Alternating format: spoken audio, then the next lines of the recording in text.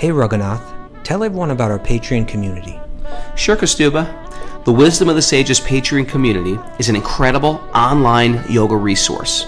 If you like the type of yoga wisdom and culture we share on the show, then our Patreon community is a great next step.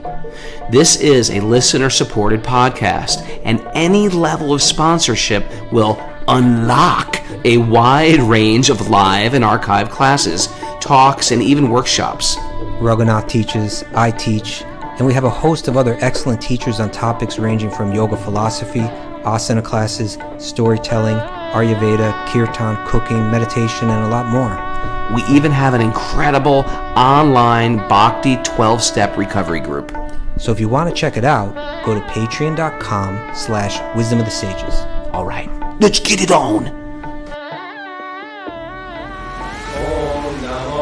Bhagavate Vasudevaya. Om Namo Bhagavate Vasudevaya. Om Namo Bhagavate Vasudevaya.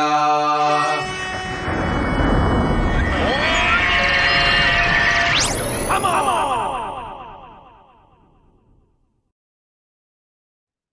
Live from Super Soul Farm, this is Wisdom of the Sages, a daily yoga podcast with your host, Raghunath, and co-host and senior educator at the Bhakti Center in New York, Kastuba Das. Welcome to the show, everybody. It's time for the Srimad Bhagavatam. Srimad Bhagavatam every day. Hear it every day. That's the way to start to recalibrate the intelligence to make better choices. That could be another one, too. Srimad Bhagavatam, Wisdom of the Sages, make better choices. Wouldn't that be a good subtitle? It Sure. sounds like make better choices than Wisdom of the Sages. Yeah, Wisdom of the sages. You can Choose really do it something better. There's a lot of better podcasts out there. Make better choices. Don't listen to this. No, make better choices. Listen to Wisdom of the Sages. That's what I meant to say. The subtitle could also have a subtitle. What we mean by this is Not like this, but like that. good to see everybody today. We're gearing up Oh, for Christmas and for India right now. And the big news is there's been an influx of people who are like, I want to go to Mayapur. I want to go to Mayapur with you guys. So wisdomofthesages.com. Go to the Mayapur page if you have any questions. We are doing a very brief, like a week trip to Mayapur, which I never take people to on pilgrimage because I feel like Mayapur is for those who've been listening to at least 25 episodes who are sort of like opted in to all this. Never do I take a pilgrimage to Mayapur. But if you're into Krishna Bhakti, you're going to be in paradise. You're going to be in paradise. And so we're doing that. And a lot of people are coming to Mumbai first, going to go to the Flower Festival with His Holiness Radhanath Swami, me, Kastuba Mehra, and all the crew from the trainings and the wisdom trainings are going to be there. And so then some are just going, some of the wisdom training people and the 300-hour people are going straight to Mayapur. And some people are just coming in for the Mayapur retreat. So if you can't get away, if you can't break away, but you want to get some spiritual surcharge, some boost, come join us. And I'm checking people out right now. I'm seeing like Genevieve Pretty. She's like saying, "Oh man, I should be going to Mayapur for this one." That Elizabeth is coming. That Elizabeth's coming. Bhakti Vinod, the King of Hearts. Hey, I wanted to make one announcement today. Someone to keep in our prayers. You know who I'm talking about? Dr. Louis. Well, the Bhakta Louis too, you know.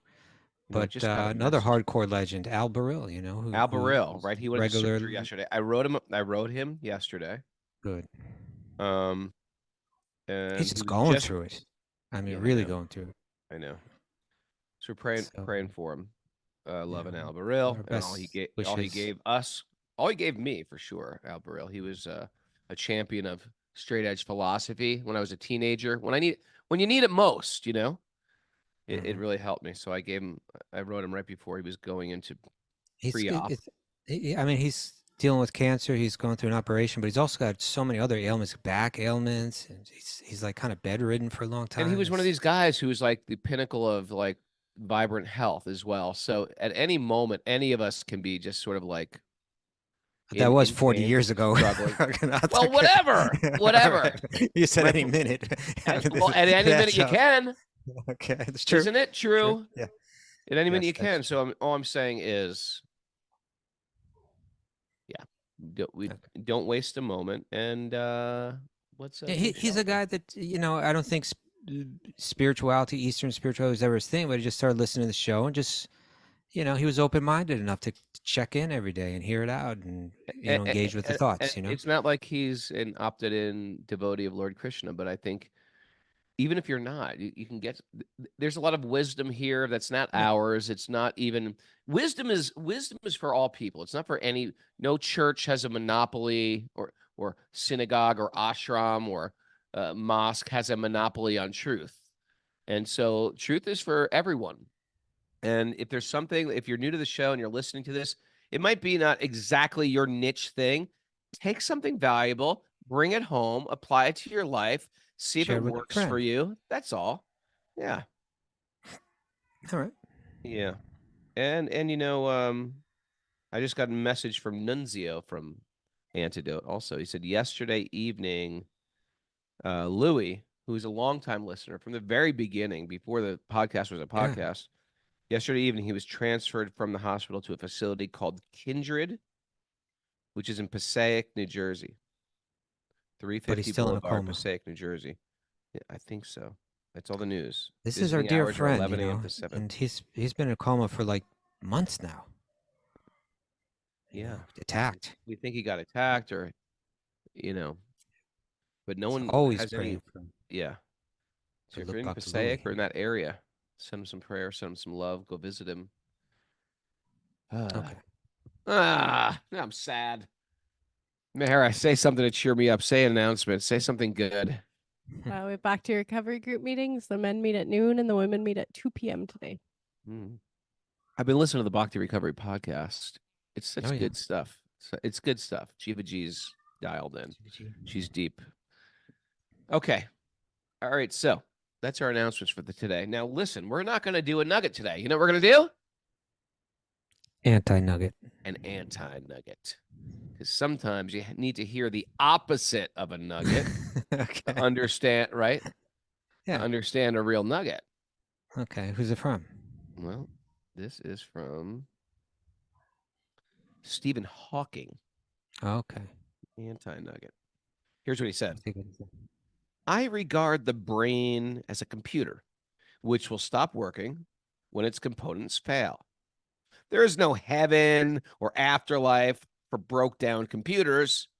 That is a fairy story for people afraid of the dark.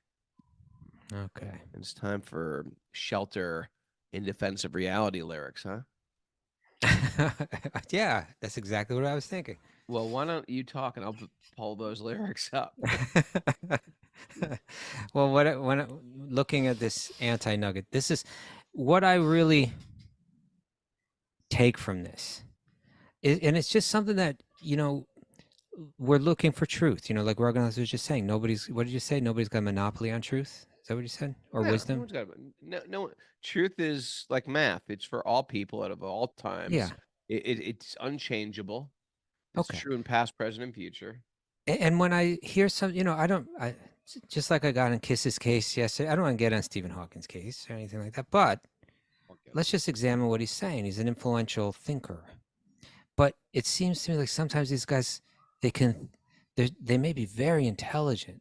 They may have consumed and processed so much knowledge, but even I just see like the most fundamental like slip-ups in their thinking, It's like I can think like super powerfully in one direction and then I'm totally stunted in another. So when he says, I regard the brain as a computer, which, hey, that's a pretty good analogy. We say this, we consider the brain. We say the same thing, right?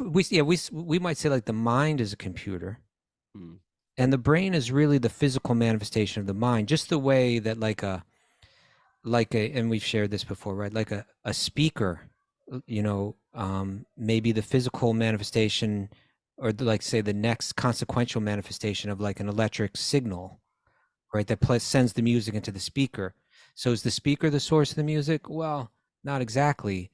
But it becomes a cause, a secondary. I've never heard that analogy. I shared it on the show before. You just weren't listening. That's all. I'm sorry. That's okay. I'm That's fine. re-feeling myself Hey, if you now. got it the second time around, that's pretty good. Sometimes I have to hear things twice. Come on, you too. Okay, Read fair things enough. twice, 3 times. Right. So we're more or less. Hey, we can accept the brain is like a computer, and then he says, and when it stops, it'll stop working when the components fail. Fair enough. And then he says, and there's no heaven or hell. There's no heaven or afterlife for a broken down computer. Now, right there, it's like, hold it, guy. You just totally screwed up your own metaphor here, because nobody's saying that the brain goes to heaven. Nobody's saying that the brain has an afterlife. Well, you're saying that the brain is like a computer. Great. Who is Now, the operator of the computer? Who's the user of the computer? That's the point. Just when my computer breaks down, it doesn't mean that I die. And similarly, when my brain breaks down, it doesn't mean that I die. You're giving an argument for the wrong side here, Mr. Hawk, or for the right side. Sure. I was gonna say, but think about it, and then the bias comes, kind of the chauvinism or the little bit of arrogance, little bit. They put that fairy thing in. tale. You guys living story. in your fantasy world, your fairy tale world. Not us. We face reality. Well, that's where shelter comes in. Okay, what you got? Right? Here we go. Well, the idea is like you guys are living in some fantasy. If you really want to be, because you're so insecure, so you have to create this elaborate rituals, elaborate fairy tales, and worshiping some magical gods who are resurrecting and going to save you. So we just said, so the lyrics go, security, right? You talk about security, we're insecure. So security, how secure are we? We're saying, yeah, you're right. We actually are insecure. And just because you're an atheist, that doesn't mean you're more secure. We're all insecure. You don't get it. Right? How secure are we? We make our plans in a castle of sand as our dreams get dragged to sea. Well, back to the castle of sand. Right? I didn't realize I stole it from Jimi Hendrix. Anyway, he can't own that. It's not uncommon. Castles of sand is not his. It must have been said before. People have always been making said a billion times before. Yeah. So you say you're independent. This is a whole thing. You guys lie on some god. You say you're independent. Is that a fact? It's by creation's donation that you are maintained, but you'd rather turn your back. Okay. We're in defense of reality. So here we are constantly taking from creation, yet we are claiming this independence. I don't need God. You need God because you're so damn dependent, insecure, have to stick your head in the sand, can't face reality. The reality is and if you don't believe in a God, how about you're just dependent on millions of other higher powers like the sun and the moon and the rain and the heat and right? The water, all the elements. Look at that as God then. It's higher than you. Raghunath, that brings me to my next point, but if you have more lyrics, please continue. I don't mind your squirrel, but it's not a squirrel. It's right on point. Okay, then talk it. You can interrupt. What did you just say? What was your point just right there? Say it again. It's by creation's donation you're maintained. We're maintained by all these other higher powers. You can't There's something behind it. Floating man, a 4-armed man with a crown, a peacock feather, a little flute boy. You can't imagine that? Okay. How about the higher powers of the sun, of the rain, of all the elements that we're completely dependent on? Okay. Well, here's what I was going to say. I saw another clip yesterday. Christopher Hitchens. Oh yeah. Okay. Good. And I mean, sorry, Mr. Hitchens, but I like Mr. Hitchens. The attitude. You know what? That's the problem. They want to own that. A little bit of knowledge, you just get a little proud. I mean, my God, I don't see that in you. I think you're knowledgeable, but I don't think you're arrogant. It's just like they really turn it on, that pompousness. It's like, and when they got that British accent, they're really good at it, so they turn that thing on. Pompeity. Yeah. So what he was saying was, he says, science has explained things that religion used to take credit for. For instance, he said, like, there's a germ theory for disease. So now we know that diseases are not curses or revenges from heaven. And the same thing with earthquakes and this and that and so on. But it's like, no, come on, guy, like, take it just a little bit deeper. it's kind of like saying like this. Like let's say I went to Raghunath's Super Soul Farm, and I put like an M80 in his mailbox, which is the kind of thing people do out in those kind of places. Did you ever do that? No. You never put an M80 in somebody's mailbox? I never even had an M80 in my life. But let's say I put an M80, like an explosive in your mailbox, and I blew it up, right? And then like what Christopher Hitchens is saying is like it would be ignorant to say like that was like a curse that made that happen, or that was like some kind of sign from God or something. He would say we can see what caused it. We can examine the oh, there's residue left over like from gunpowder in there and so on, and we can understand that there was an explosive in here that made this blow up. Okay, fine, but there was also someone that put the explosive in there, and that's something that you don't know anything about. So when you say well, this disease, it has nothing to do with God, it was caused by this germ. Okay, but where did the germ come from? Right. And that's where you need a theologian and a philosopher to enter in the conversation, and only a scientist. That's one of our things, right?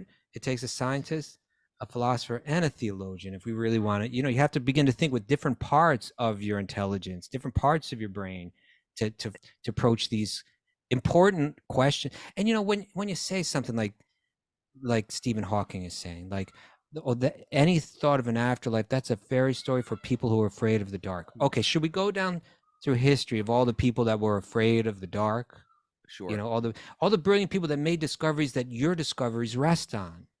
They were just afraid of the dark. No, these are like great thinkers, throughout history. There's been great thinkers who believe in an afterlife. Well, you're leading us right into verse 2. Let's hear it. Today's modern science. That's your modern religion. Okay, there you go. Guesswork, right? Yeah. Guesswork. I figured guesswork, but taught as fact.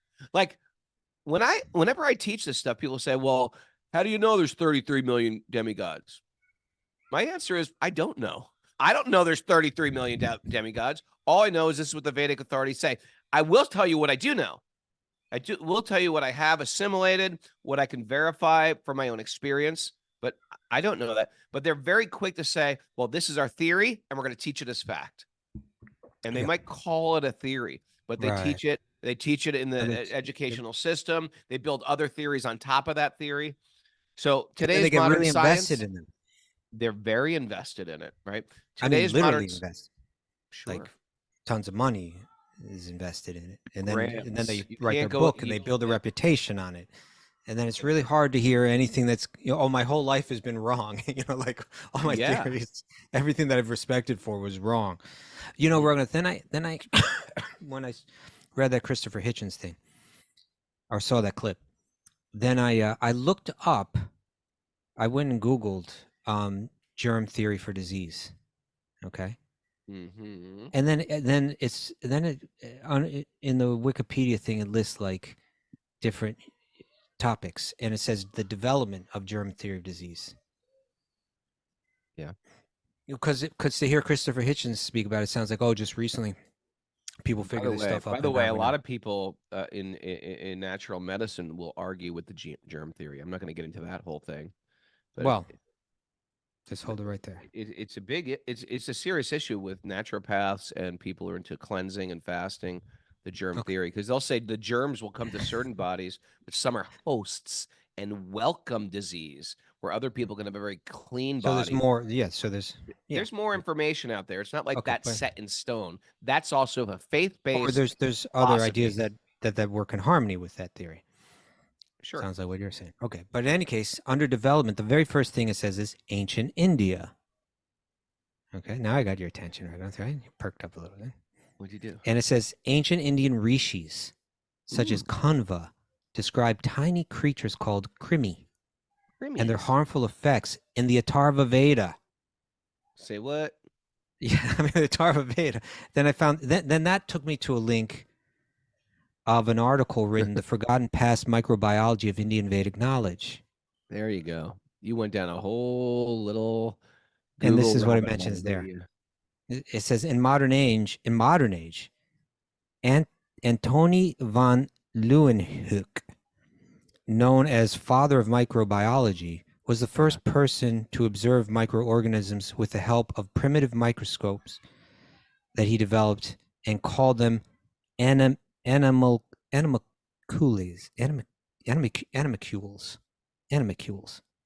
Yeah. This work was published by the Royal Society of London in the year 1677, while the discovery of Sage Scientist Kanva and other saints remained unseen within the Sanskrit shlokas of Vedic texts. If we look back to the Atharvaveda thousands of years BC, we come across 3 chapters where the description of microbial world is available. I was into this whole thing about 20 years ago. Serious. Okay. No, I'm not saying that to one up you, but I'm just saying this stuff is real. And the thing is, Vedic teachings, it's not just like some faith-based idea about God. It's knowledge across the board about health and healing and culture, and it's psychotherapy, it's longevity, all these things that are sort of like popular right now, you know. It's not just about you and God and surrender to God and give up the. But yet it's within that context. So to a person like Christopher Hitchens, who's like saying, who's just, you know, quite frankly, just speaking with incredible condescension, you know. Sure. Like why? Yeah, and that's something to be said too. If you hear the most learned Vedic philosophers, humility. We're not just out here to gain intelligence. We want to transform character. So even as you advance in spiritual life, and you will get more intelligence, it's the humility of understanding of our actually very tininess in this universe that shines through these Vedic leaders, these gurus, these masters. It's a sweetness that comes with deep connection with the actual self, not just like using some insight or some intelligence to just like a peacock parade your greatness around. It's ugly. So my point was that Christopher Hitchens is speaking like, well, there's 2 possibilities, right? You can either be like us, who are like people that don't buy into the fairy tales, who aren't afraid of the dark, who are intelligent, who engage their intelligence, who don't have all kind of, don't engage in ridiculous stories and so on like that. Or you can be ridiculous stories, or you can be religious and just be a complete idiotic fool like that. those are the options. Those are your options. But and then in order to support what he's saying, he talks about germ theory for disease. But is he aware that thousands of years ago, before there were even microscopes, there were, quote unquote Hindu, religious men, brahmanas, germologists, that were already like, centuries and centuries and centuries ahead of the game, and that knew about this and studied it, and that were obviously brilliant, and they didn't have a lot of the they didn't have like a lot of the advantages theoretically, that your modern day scientists would have on it. So, maybe just take a step back, open up to the possibility that there could be intelligent people that see things different than you, and really try to understand them rather than just mock them, really try to understand them. And, let's take it down a notch, Yeah. So, now, to continue on with Shelter lyrics. Oh, okay. Well, it's very poinient here. And maybe we can get Parmananda to play a little acoustic guitar here for this. Let's do like a Shelter Unplugged right now. Yeah. It's by Okay, so we said today's modern science, that's your modern religion. Guesswork taught as fact. Don't talk back, right? You're not allowed to even question it. Blind faith in their decision. So we have blind faith. We, as the students of their new religion of materialism, we have to just have faith in it. Blind faith in their decision. Did you use derision? Is that the rhyme? No, it's not. It's blind faith in their decision. That could have worked. Derision. Don't ruin me. I'm on a flow here. Precision. You say explosions started creation. Okay. And we're just chemical combinations, right? Right. But would you take that same stand if there was a gun in my hand, or would you beg for your salvation? See, the idea is that all we are is bags of chemicals. But why are you so concerned about the bag of chemicals? Why are you so concerned about the if that's actually what we are? Why do we care about anything? That Why was do a we rather care about threatening Israel or verse there. Palestine or Ukraine or Russia or like falling in love or giving Christmas gifts or Just a bag of chemicals or hatred? It's just chemicals. I'm going to give some Christmas present to this bag of chemicals over here? No way. Because everyone can understand that this consciousness is special, right? Sure. And love is real. And there is something wrong when people do horrible, horrific things, or when people do loving gestures, when people do bold, beautiful things of integrity-driven things, or I'm gonna save this person's life. I'm gonna risk my own life. That is something wonderful. Why do we want to erase that and just say, you know what? It's all just nothing. That's real spiritual bypassing. Just saying it's all nothing. Well, got news for you. That's what they're teaching your kids in public school. Wow. I like Nimai on the chat board shared a little something. This is from Sattvika, our old scientist friend. If all is matter, what really matters? That's a very bleak world, isn't it? Thank you, Nimai, for pointing that out. There's something more than matter that makes things matter, and that's spirit. Yeah. Anyway, I'll stop with the lyrics, but yeah. Bard of his generation, everyone. Thank you. Ray Capo. Thank you. All right. Check that out on your spare time. Spotify, In Defense of Reality. Boom. All right. Okay, Mary. I feel bad for the non-hardcore people who have to tolerate going through. But the lyrics are like they're extracted from the Bhagavatam. Yeah. The lyrics are eternal, so back off, people. Okay. Ready to dive into this? Gotta back off. Sweet Srimad Bhagavatam. I love these. I love these crazy fairy tale stories we're telling. All right. Right? Hey, and even if I always say it like this, even if they are fairy tales, you can't extract wisdom from there. You can't extract practical life lessons. And let's face it, if all your cultivation of knowledge is getting you arrogant, we understand that arrogant people can't be happy anyway. Yeah. And in a world of nothingness, who even cares about your philosophy anyway? What are you even doing? Just trying to pump yourself up to impress people? If your brain is mere the random combination, it just came together through some kind of random explosion, then why should we trust that as well? Where have you guys ever seen an explosion create order? Doesn't happen. Doesn't happen. All right. Takes intelligence, a higher intelligence. Right, Mara? Designer. I've got a question for Mara. Did you believe in God before? Were you a spiritual person? Yeah, She's always a nice person. We get that. Mara's nice, but were you? Yeah. You did. Yeah. Not that God was a little blue cowherd boy necessarily, but like that there was some greater power that, some divine force that was sort of vague. You never went to church, Did right? No. What about Papa Tony? Where is he at? Papa Tony's like always been interested in spirituality and religion. Yeah, he's been to like Tibet or. He went to India. He went to Dharmshala. Yeah. Maybe he was maybe he was like subtly investing that in you. Yeah, I think so. Yeah.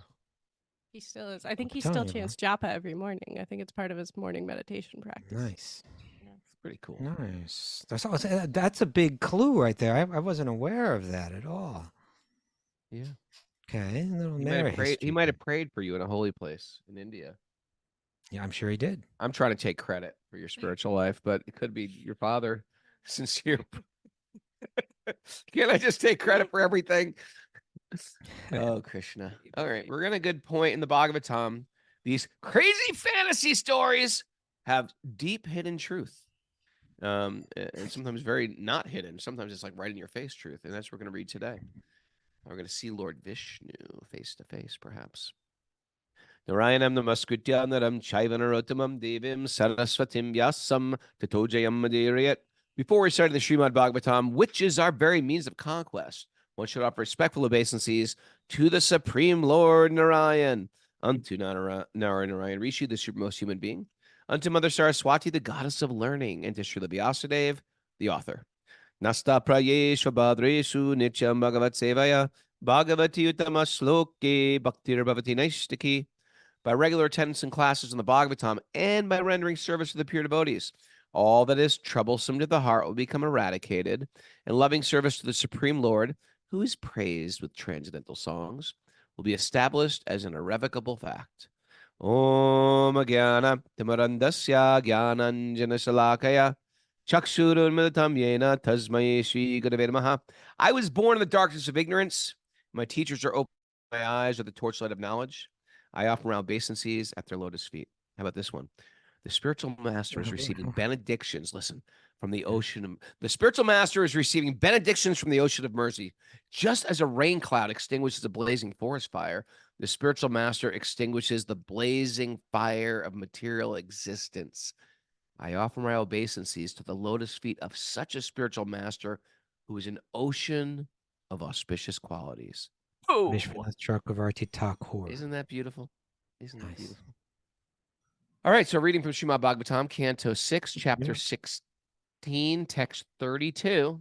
It's Why don't we just Chitraketus. why don't we just quick check back with text 31 and make a little connection here? That's what I was going to say. Let's check back with 31. Okay, so these are the mantras of Chitraketu? Yes. Well, it was given to him by Narada. Yeah. Same but now, story. but now he's The done teacher with comes, that. gives you some mantras. He chanted it, and then now Lord Vishnu has appeared in front of him, and he's experiencing what's called the Sattvika-bhavas, or the involuntary ecstatic expressions. Like if you were to see the Lord face to face, all of a sudden certain things will happen to your body. external body. Isn't that interesting? Yeah, these. Well, go ahead and read them. We can talk just a bit about Sattvika-bhavas. Sattvika-bhavas.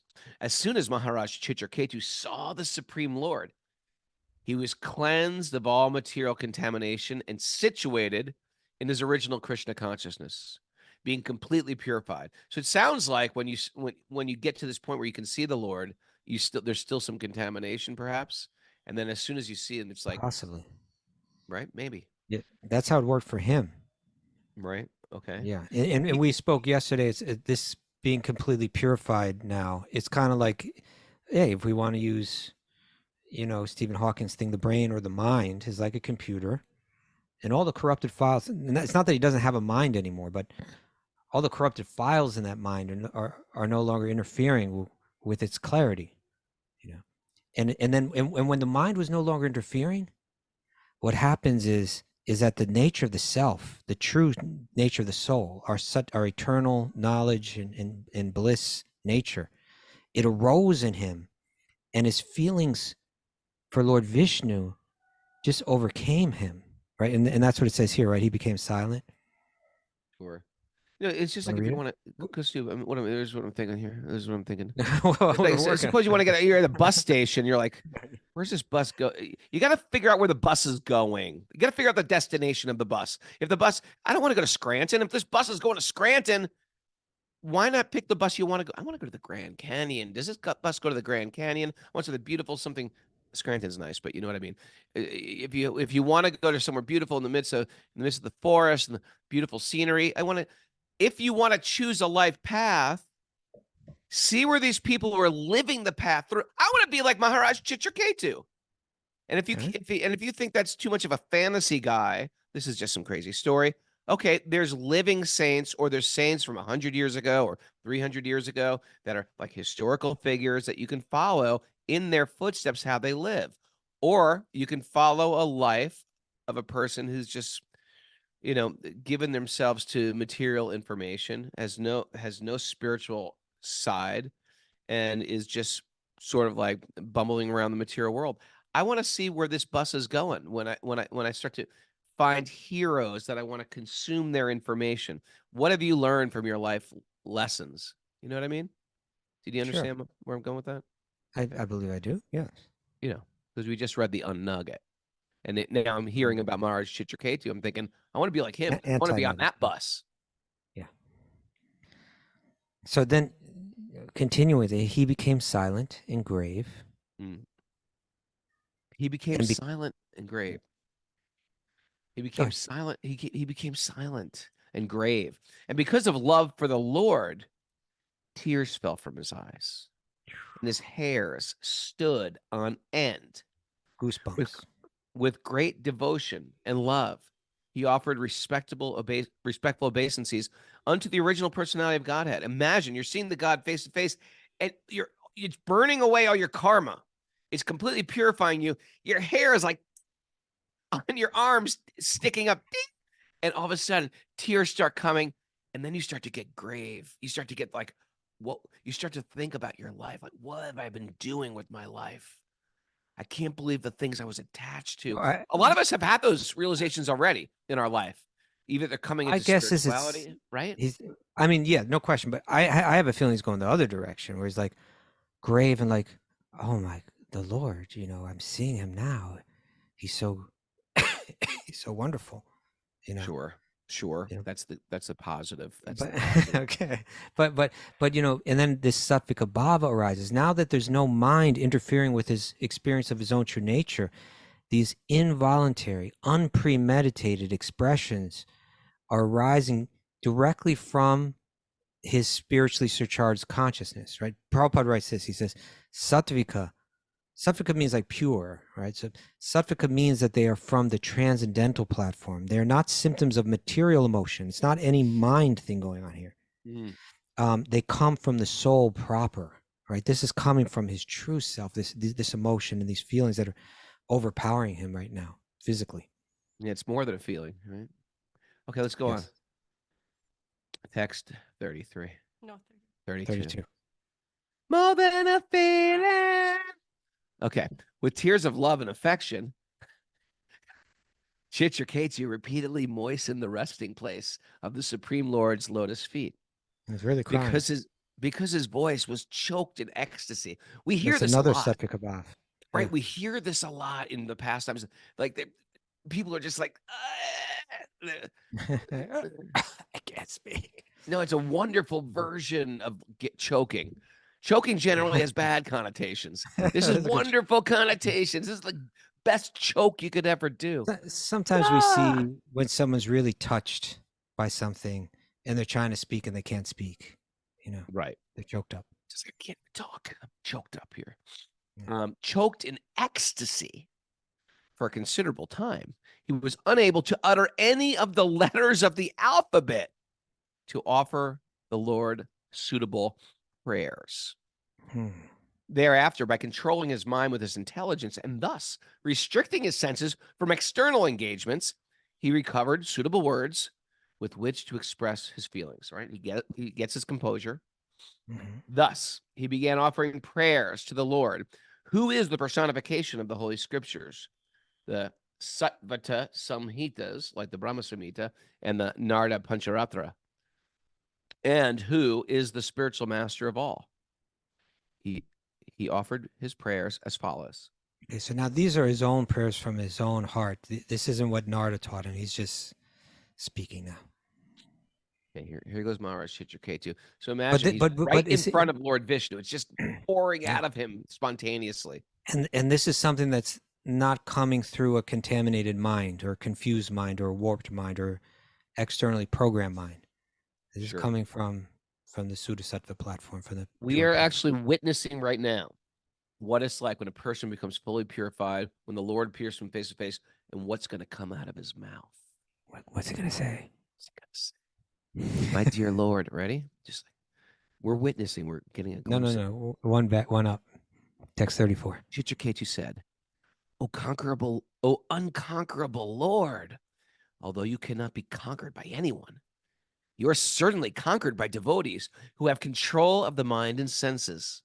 Interesting. They can keep you under their control because you are causelessly merciful to the devotees who desire no material profit from you. Indeed, you give yourself to them, and because of this, you also have full control of your devotees. Okay, that's a very deep verse, actually, because it's speaking about the nature of love. And when we speak about Krishna as being like the God of love, I think when people throw that term around, Krishna is the God of love. He's the God of love. He's running around. You are the Radha, forest I with am the goats. Krishna. Yeah. But when we do say that he's the God of love, we can think of it more like this: that his only interest is love, right? He and in order to love, you have to become vulnerable. So he begins the verse. The very first thing that comes out of his mouth is, "You're unconquerable," right? Like no one can overcome you. No one can defeat you. What's the Sanskrit for that, Prabhu? Probably Ajita. I can check. Ajita. Ajita, yeah. Ajita. You are unconquerable, but you are conquered by the love of your devotees, and they can control you. And in the Bhakti Rasamrita Sindhu, Rupa Goswami, this masterful work of bhakti, like that book was like it was like it was a whole new thing, when it kind of ushered in a whole new era of understanding what bhakti is. The insights of Rupa Goswami that are shared there in the Bhakti Rasamrita Sindhu. Mm-hmm. And he, he begins by saying that bhakti, pure bhakti, that it has certain or 6 different symptoms, right? And it's mentioned that one of them is it's the only way to control Krishna, right? And another one is that it's very rare, pure devotion. It's very rare. Sudurlabha. Why is it so rare? One of the reasons, for 2 reasons. You know the 2 reasons? It's the only means to conquer Krishna. The first reason is that's one of the other 6 hallmarks, right? But okay. All right, wait, let me think. It's very rare because 2 reasons. Give me a hint. Note this down, Mara, because sooner or later we'll put you on the hot seat for this one. Remember?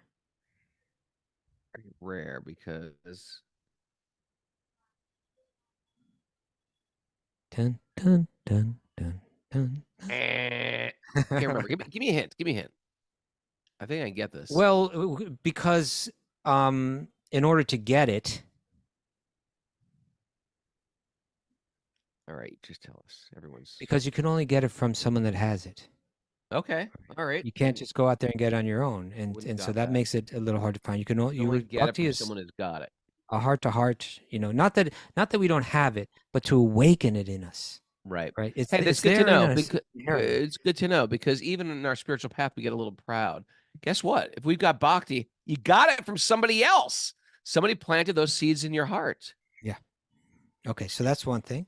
What else? And the second thing is because for one that has pure bhakti, pure love for Krishna, Krishna becomes controlled by it.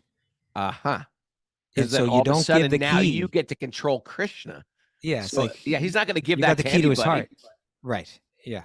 You have to be pure to have and so but this verse is saying he voluntarily comes under the control, becomes conquered by those that love him. Right. That's to say that theologically, to say that, I don't think you find that in other theologies so much, right? Mm-hmm. That you can conquer God, that he becomes vulnerable. But this is the God of love. Try to understand. He's the only God, right? But he's the God of love. Yeah. And that what we're saying is God is controlled by love. Sure. Right. That's who this is. And then it goes on to say, but it works both ways. Indeed, you give yourself to them, and because of this, you also have full control over your devotees. And it goes both ways, because when God when we feel God's love for us, then we become controlled by God's love, and this is real love, right? This is real love. Very beautiful. Very beautiful. Yeah, love. You're the love guru, Raghunath. I got news for you, man. The Shringadev's the love god too. Sure. Lord Vishnu is the love god. He became so ferocious because of his love for little Prahlad. There you go. Chitraketu said, no, 35 now, right? 35. Mary. No. We didn't finish this? 34? Yeah, we No, did. 35. Yeah, 35. 35. My dear Lord, this cosmic manifestation and its creation, maintenance, and annihilation are all but your opulences. Since Lord Brahma and the other creators are nothing but small portions of a portion of you, their partial power to create does not make them God, Ishvara. Their consciousness of themselves as separate lords is therefore merely false prestige. It is not valid. Back to Shelter lyrics. Yeah, but secondhand gods. Secondhand gods. That's all we are. Not creating, manipulating, and leaving the scars, robbing from the earth, stealing from the trees, not out of need, but greed and false prestige. Oh, no. Yeah, and here I think they're talking about Brahma, but he's also a secondhand creator. Right? Isn't it an interesting thing? Everything's created by Lord Brahma. He's a secondhand god, right? Secondhand god. It's just he's like an Ishvara, right? You can't call him a controller, but there's the Paramishvara. Like a sweet Murari Prema. He's a banjo maker. The guy makes banjos, and now he's making altars for people. By the way, if you need an altar, you got to reach out to Murari Prema. He makes your own altar. He makes it. I can't make anything with my hands. He creates it out of wood. But you could build a stone wall, Raghunath. But wait a second. He didn't create the wood. He did not. He's a secondhand creator. He gets the wood, he harvests the wood, and then he cures the wood. He's a manipulator. He carves the wood. You're a manipulator, sweet Murari Prema. You manipulate that wood and make something very beautiful, and you offer in a beautiful way. Yeah. But so, we're all secondhand gods. Another thing about this verse is, now just think that this is Chitraketu. Why are we even talking about him? Was because Maharaj Parikar was saying the Asura, the demon, Vritrasura, how did he become such a devotee? And then we went back to his previous life as Chitraketu, right? Now we're hearing him in Chitraketu saying the other gods, they have no power to create, and their consciousness of themselves as lords is therefore merely false prestige. So when he in his next life, when he's standing in front of Indra, he's standing there with this awareness, right? Indra, you think that you're Lord of the heavens and all of that. You're not, and Indra still half thinks that he is, Vritrasura knows 100% that neither he or Indra are the Ishvara, and and because that his devotion is pure, but I just saw an interesting connection, right? Very good. Very good. You're good today. You're very good today. You eating well over there in Mayapur, Kastuba? Oh, always, yeah. What kind of sweets do you eat? What kind of sweets do you eat? Forget about it, man. Just forget about it. It's like really that next level stuff. Yesterday when I had that jackfruit sabji, then when for dessert they brought out this this thing was like a rasgulla. It was like but like brown. Yeah. And it was like big and square. The thing was the size of like sweets you've never even eaten before, right? The thing was the size of a softball practically, it was like huge. So good, And then they put some other creamy sweet next to it, and you can kind of blend the two. Forget about it when it comes to the sweets, Raghunath. Oh my God. There's this really nice restaurant here called the 7 Grain Cafe or something like that. Mayapur's just got little cafes. Very nice. Yeah, very nice prasadam there. Very nice. Sattvik, pure, nice devotees cooking in there, nice devotees serving it. Real quality. I was also impressed because it not only was a good quality, but it had a homey kind of atmosphere. Even the food itself felt like it was a home-cooked meal, although it was really well done. Right. Excited to eat Mayapur. 7 Grain, everyone. Let's get some jackfruit sabji for our retreat. I'm trying to work that out, Raghunath. Right now, I'm trying to. As we speak, there are people working on that. Getting us, because we want we want everything. We want banana flour sabjis. We want jackfruit sabjis. How about mango tomato chutney? Oh. Yeah. Yes. I had this tomato chutney. Oh man, you just mix that with the rice, and then they had these little dried chickpeas on the side, and blending all that up. This food is so Indian cuisine, and as Italian. It's the highest. But you know what? It's not like it's you're not going to get this Bengali food necessarily in America, right? You got to get everything's got to be fresh. It's cooked out on wood in big woks. Yeah, it's like I've never had this type of prasad or food in an Indian restaurant. No, not of that quality. No, it's next level stuff. Okay, it's time. We got out of time. Oh man, what's the anti-takeaways? Do we have anti-takeaways today? That's what you should have done. You should have done anti-takeaways. No, I just got goodies. Or leave them there. It's called. Leave them there. Yeah. Leave them. Regift these. No, don't regift them. Nobody has a monopoly on truth. That's right. Nope. We're dependent on higher powers. We are. We're dependent on higher powers. Come on. It takes a scientist, a theologian, and a philosopher. All three. And a yoga teacher. Yeah, go on. You need that too. And a caterer. And a caterer. And that's someone to clean up. Someone to clean up Doctor would be a good thing to have. It'd be good to have a doctor and a vet, of course. Vet. We need some animals. Cow. Small cow. Go. Who invented the germ? Who invented the germ? Huh? Someone behind that germ. Yeah, that germ came from somewhere. Yeah. Find the bus that's going to your destination. Yep. Get on the Scranton Express. Be like King Chitraketu. He's a good Get person. on the bus. King Chitraketu. Okay, go on. If all is matter, what really matters? If all is matter, what matters? Really matters? You know, that's a huge thing. And I think that's one of these things people have to start from the beginning of their life. If they're going through this life, like if it all matters, but that you can get really depressed with that theory. And I'm here to say it does matter. Things do matter. Thank you. I needed to hear that today. Some people do, Mr. Kostuba. Don't mock me. Some people not really mocking need you. to hear that. It's a hard time for a lot of people holiday seasons. You know? Thank you. And I think they need to create a sacred circle. Sometimes we're going to be alone. We have bad relationship with family. Create a sacred holiday for yourself. Circle. Yeah. Yeah. We can talk about this. I think this should be discussed. Okay. Maybe on Christmas we can talk about it. We can do a Christmas show. I got to think about it. No. We've done Christmas shows sometimes. Yeah. The kids are all waiting there to open the presents, and you're just like, let's keep talking. Okay, go on. God's only interest is love. That's right. Yeah. God of love. He's the God of love.